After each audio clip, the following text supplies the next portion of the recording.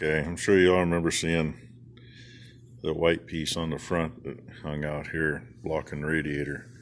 That was on there for a reason. If you get into later spraying, especially when you got a lot of hay fields with meadow foxtail, it doesn't take long to plug the radiator. So that was put on to deflect most of it. And this thing never ran hot unless you did that, but I just thought I'd show you what the radiator looks like now that we got the covers off everything. Kind of a wonder she still ran cool. But we got a drainer and battery's already out. Get the radiator drained and get it off and work our way back and just take everything off. Hell with it. So she's got to learn how to run a petcock. A what? She don't even know what it was. Now she knows. Oh my gosh. Yes, people.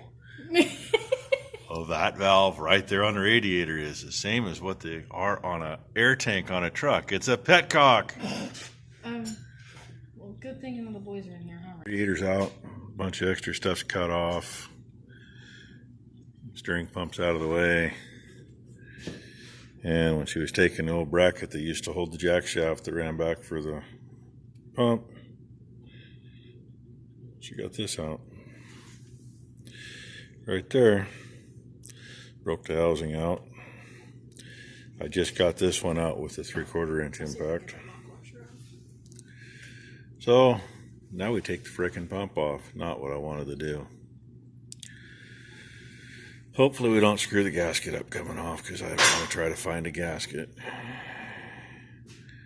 The nice thing is, at least it's just a straightforward 4 bolts straight on, and of course that little hose. So that's the next step. Get that done and then figure out where to go. She's got part of that stuff out up there. She realized the temperature gauge is attached. Yeah, I told her, yes, you need to take it out of the engine.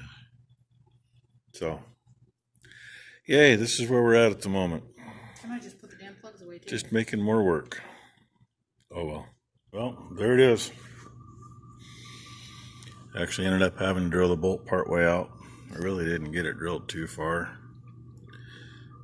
Any of you that done that kind of stuff, especially when you're down into a blind hole, you know it's kind of hard to be in the middle. So yeah, I was off a little bit. That's a bunch of shit back in the hole, but so I'm that far. I think that bolt was actually wiggling. I hope it was.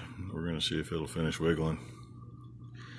And I'm going to hope that I didn't screw the gasket up too bad. Get this cleaned up and seal her back up. Obviously with a new bolt. By the looks of it, some anti-seize in them holes.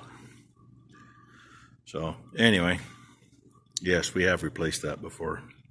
It's been a long time ago, but it's been done. It didn't come out that hard the first time, but knowing the way it went around here at the time, that was probably done in the frickin' field and not here.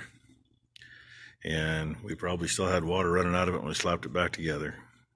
I don't remember. It's just been a long time ago. So anyway,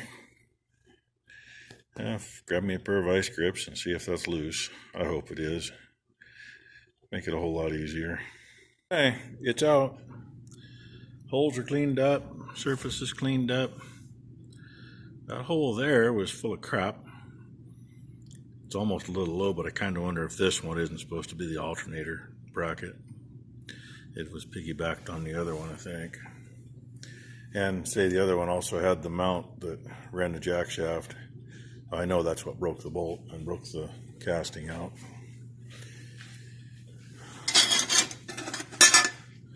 There's the head side. Expect it to be like that. Here's the pump side. A little bit of eating up here. That's from most likely from cavitation, or just because water got in against the gasket. It's probably just the edge of the gasket and it held it. Sometimes you see that, sometimes you don't. Here's the other half. Still looks nice and new inside, except for a little junk I got in there cleaning it up. So I'll go upstairs and see if I can find some gasket material. Make a couple gaskets. And a lot of times I'd use RTV on that. But I think I'm going to use the old Permatex 1. Reason being, see the great distance between that bolt hole and that passage? That's not a lot of seal area. Got a feeling that was half our issue there. Luckily the water went out and not in, so it didn't, bolt wasn't stuck. I mean, I had to work it a little bit with the vice grips on it, but I just had a pair of 6-inch vice grips on it, worked it back and forth a couple times and used them to make about 3 or 4 turns and then took it out with my fingers. So, at least that part was okay. And I ran a tap down those holes to make sure they're cleaned out. Going together, I'm gonna fill those holes with a bunch of, well, I'm not gonna put a bunch, I'm gonna put some anyway. Anti-seize actually in the hole. And I'm gonna put anti-seize on the shank of the bolts, because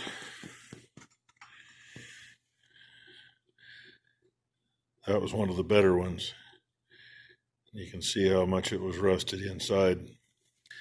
All that does is end up sticking into the casting later. So, yep, find what I need, get her together. But I think some of the old Permatex 1's going to be probably the better option. Excuse me, because it's harder.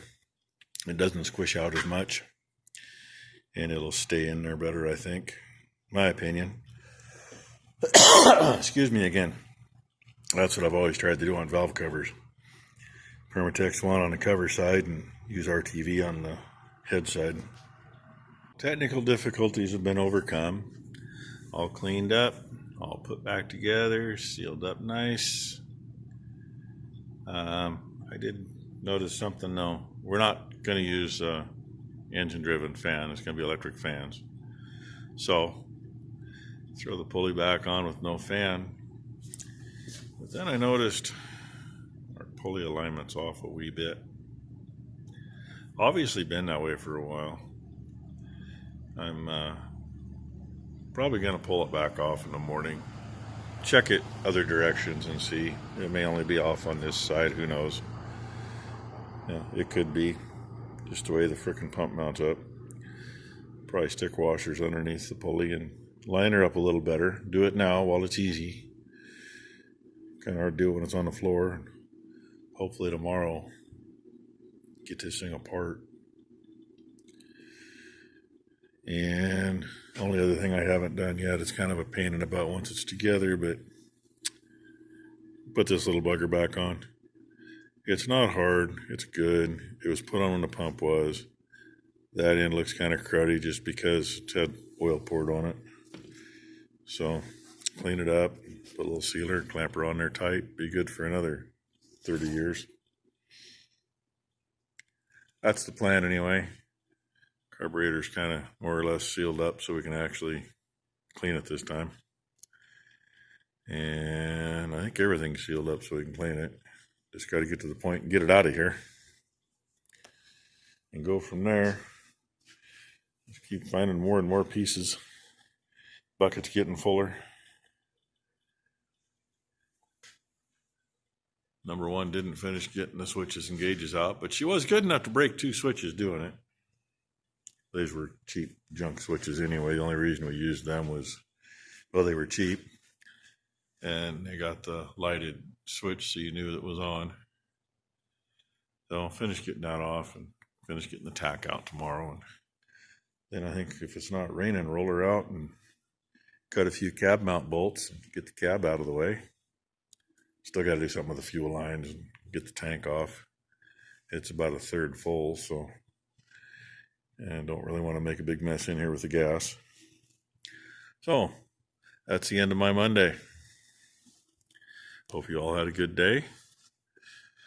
Thanks for watching. Please like and subscribe. All that good stuff. And we'll see what tomorrow brings.